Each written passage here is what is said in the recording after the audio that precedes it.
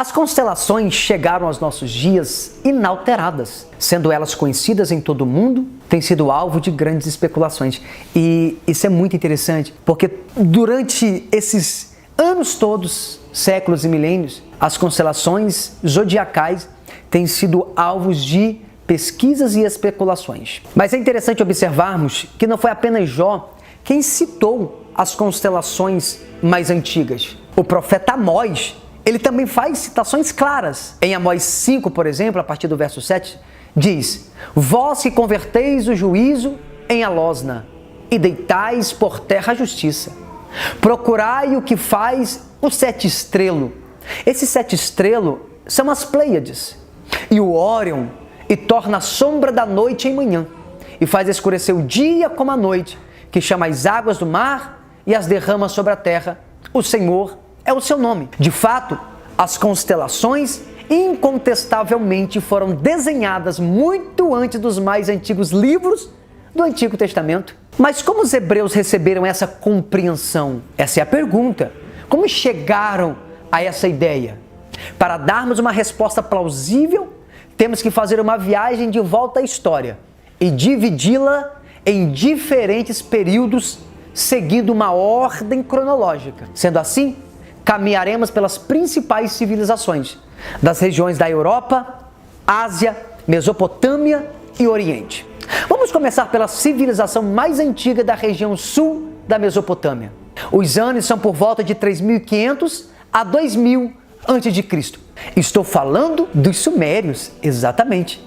Entretanto, todavia, historiadores modernos sugerem que os sumérios foram estabelecidos permanentemente entre 5.000 a 4.000 a.C. por um povo da Ásia Ocidental. Depois seguimos para os egípcios, que dominaram por volta de 1.800 a.C. a 1.200 a.C. Depois os assírios em 750 a 600, os babilônios em 600 a 520, os persas de 520 a 300 a.C., os gregos de 330 a 60 a.C. e, por fim, os romanos de 60 a.C. a 560 depois de Cristo. Essa é uma linha cronológica que nós vamos seguindo para poder chegar à compreensão de onde que surgiu a ideia dos signos dos zodíacos. Como é que os hebreus tiveram essa compreensão? Como é que os profetas citaram essas constelações? Como eles sabiam disso? Como é que Jó sabia a respeito dos signos dos zodíacos, por exemplo? Uma vez que temos essas informações, podemos derrubar algumas mentiras e algumas teorias dos signos dos zodíacos e das constelações.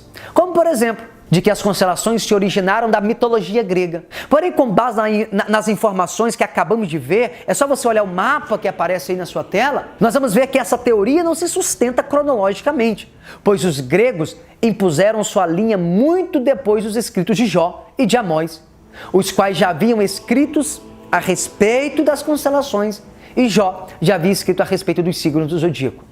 Também não pode ter sido os babilônicos, pois Amós foi escrito mais de um século antes do povo judeu ser exilado na Babilônia.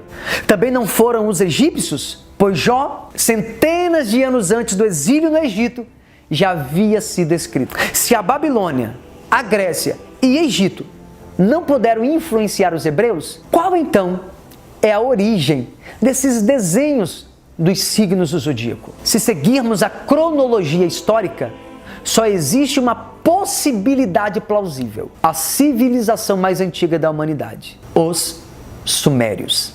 E os sumérios criaram uma forma de escrita mais antiga, a saber, a escrita cuneiforme, que data cerca de 3.200 a.C.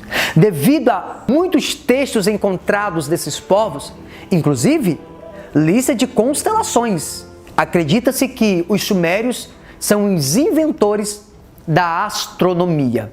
Não foram eles a inventarem as constelações, mas foram eles os primeiros a registrá-las. O que acreditamos é que esses registros podem anteceder ainda os sumérios. Exatamente. Mas tendo compreendido tudo isso, chegamos a uma conclusão aceitável de que as constelações não tiveram, de maneira alguma, uma origem humana. Se a origem dos signos não é humana, quem criou os signos dos zodíacos. Baseado nos textos que vimos até agora, não temos dúvida que os signos dos zodíacos tiveram uma origem divina. Ou poderás tu atar as cadeias do sete estrelas, ou soltar os laços do Órion, ou fazer aparecer os signos do zodíaco, ou guiar a ursa com os seus filhos. Deus se revelou a Jó, desvendou suas obras e muitos de seus mistérios. E dentre as revelações que Deus faz a Jó, está os signos do zodíaco. E esses sinais estelares foram reconhecidos e basicamente são os mesmos em todas as mais variadas culturas do mundo antigo. A saber, desde os sumérios, egípcios, assírios, babilônios, persas, gregos, romanos e por aí vai. E mesmo que esses povos tenham características completamente diferentes entre si, possuem o mesmo mapa e as mesmas representações dos céus. Essas imagens poderiam ter sido enxergadas de formas totalmente distintas por cada cultura. Mas é incrível que, por mais diferente que sejam essas culturas, as visões dos desenhos celestes eram idênticos e harmônicos. Como seria isso possível? Os povos de toda a Terra formarem os mesmos desenhos estelares, sendo eles de culturas totalmente distintas, de culturas diferentes. E mesmo que esse conhecimento passasse de um povo para outro, não faz sentido eles preservarem algo tão subjetivo sem sequer mudar alguma coisa. Ainda que uma nação conquistasse a outra nação, no mínimo, eles colocariam a sua visão à nação subjugada. É óbvio, se eu conquisto um povo, eu vou implantar a minha visão sobre o povo que agora eu conquistei. Mas isso não aconteceu. Pelo contrário, parece que todos os povos viam no céu os mesmos sinais e os mesmos nomes, gente. Além das nações conquistadas, temos também povos e culturas diversas que catalogaram os mesmos desenhos estelares, mantendo o mesmo nome e a mesma ordem. É simplesmente impressionante tudo isso. Se retrocedermos um pouco mais na história e na tradição, logo veremos o fato de que os 12 signos dos zodíacos são os mesmos em todas as nações antigas do mundo, tanto no seu sentido, tanto nos seus nomes e quanto na ordem em que eles aparecem. Ele não muda. A ordem é a mesma, os nomes são os mesmos, o sentido é o mesmo. Mesmo povos totalmente diferentes e distintos, desde os sumérios, os ocidentais, os indianos, os egípcios, os hebreus, os árabes, e por aí vai. Todos eles seguem a mesma ordem, o mesmo nome, o mesmo sentido. Como é possível que pessoas separadas por milhares de quilômetros, sem nenhum meio de comunicação entre si, sem nenhuma ideia em comum, sem Instagram, sem WhatsApp, sem o Facebook, conseguiram enxergar as constelações a ponto de chegarem a uma conclusão idêntica quanto à forma das figuras, as ordens e os nomes? Isso é simplesmente impossível. Só temos uma alternativa que é confiável para responder essas perguntas. Esses sinais nos céus tiveram a mesma origem. Um lugar ancestral, onde toda a raça humana se reuniam e todos eram um mesmo povo. E assim, alcançamos uma conclusão aceitável, que a origem é o mesmo lugar e que esse legado foi transferido a todos os povos. Mas a pergunta é, quando foi que esses povos estiveram todos juntos? Para responder essa pergunta, retomamos a palavra de Deus. Esses povos estiveram juntos de Gênesis 1 até Gênesis 11, ou da criação até Babel.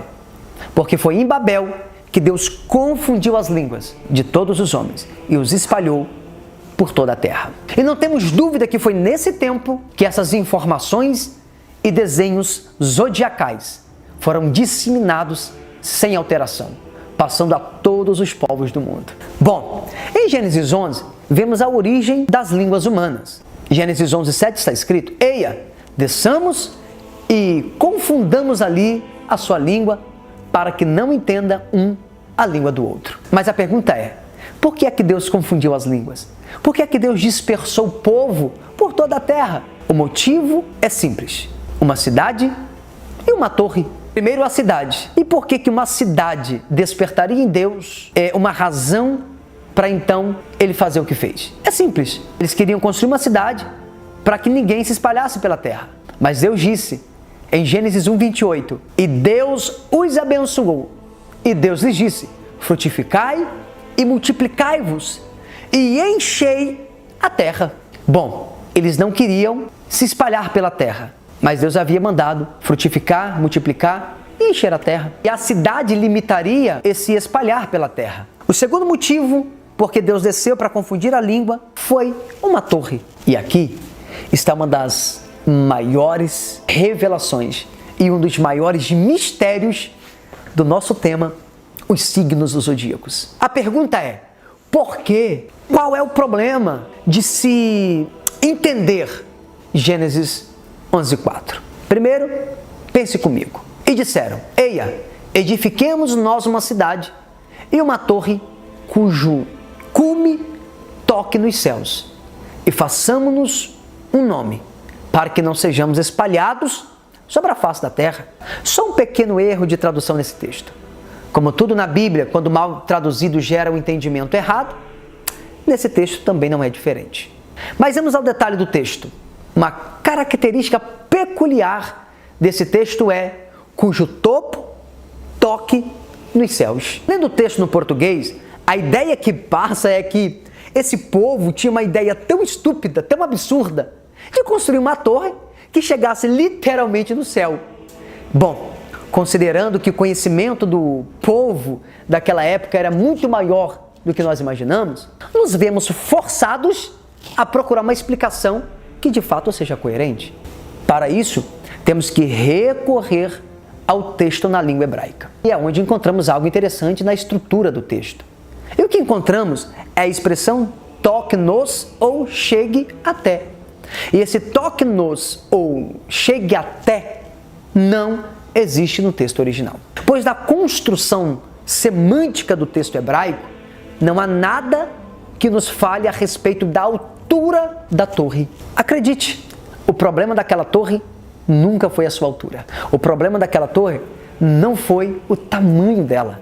Até porque, se o problema fosse a altura, eles não teriam ido para um vale, mas teriam ido para o alto da montanha, né? Porque Gênesis 11:2 diz, e aconteceu o quê? Partindo eles do Oriente, acharam um vale na terra de Sinai e habitaram ali. Se o problema fosse a altura da torre, se de fato eles quisessem construir uma torre para tocar literalmente o céu, eles não teriam descido para o vale, teriam subido para a montanha. Agora vamos ver a tradução literal do texto. E a tradução literal do texto fica assim: vinde, edifiquemos para nós uma cidade e uma torre, cujo topo nos céus, e tornemos célebre o nosso nome, para que não sejamos espalhados por toda a terra.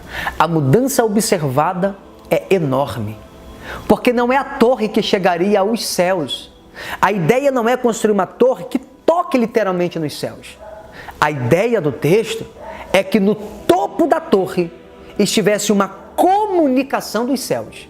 Essa é a ideia do texto original. Não é que a torre tocaria os céus, mas é que no topo da torre, no alto da torre, tivesse uma comunicação dos céus sobre essa torre. Essa torre era uma torre-templo, que eles desejavam colocar as 12 insígnias do zodíaco sobre ela. Muitas torres muito maiores do que essa já foram construídas, e isso nunca foi motivo de afrontar a Deus. Então por que esses dois aspectos provocaram a ira de Deus? A cidade e a torre. Porque a cidade representa um governo mundial e a torre uma religião mundial. Nós estamos em um tempo em que existe uma movimentação espiritual e um quanto satânica para que em 2030 eles já tenham uma moeda única e eles já tenham um governo mundial. E se falar de moeda única e se falar de um governo mundial, estamos falando exatamente do falso profeta e da manifestação do anticristo. Não é de se admirar que nós estamos na era final. Esse governo mundial e essa religião mundial está para se manifestar também. Agora deixa eu falar algo para você. Tanto esse governo mundial quanto essa religião mundial sempre foram os dois objetivos do diabo, o qual tentou nesse tempo e o fará também no final. Desde a época de Babel, o diabo está tentando implantar um governo mundial e uma religião mundial. Ele tentou naquele tempo, ele vai tentar agora. A intenção do maligno, a intenção do inimigo, ao levar aquela geração a construírem uma torre com os signos dos zodíacos em seu cume, era para transmitir a um grupo o conhecimento. Que conhecimento? Um conhecimento para os homens, a ponto de tais homens se tornarem senhores de seus destinos. E assim, impediriam que o propósito de Deus se realizasse. Basta olhar o apócrifo de Enoque, por exemplo, e fazer uma leitura breve, que você já vai encontrar o escrito que diz: anjos caídos ensinaram aos homens astrologia. Isso está no apócrifo de Enoque. E um outro texto que diz: e que um certo anjo caído revelou segredos eternos do céu aos homens, inclusive forçando-os a esse conhecimento.